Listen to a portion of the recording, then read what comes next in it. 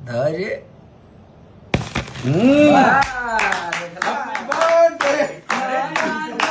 Driver हरन में धई धई राबता नया नया ड्राइवर हरन में धई धई राबता। अरे की हाल कतही पियावा के बिन चलुए इंजन चापता नया नया ड्राइवर हरन में धई धई राबता नया नया ड्राइवर हरन में धई धई राबता। बस ऐसे ही प्यार दुलार आशीर्वाद देते रहिए आप सब लोग गाने को, और खूब सारा रील्स बनाइए आप सब लोग।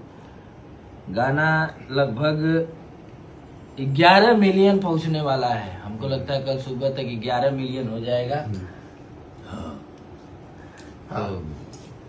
ऐसे ही प्यार दुलार बनाए रखिए और खूब बजाइए गाने को दाब के। Thank you so much.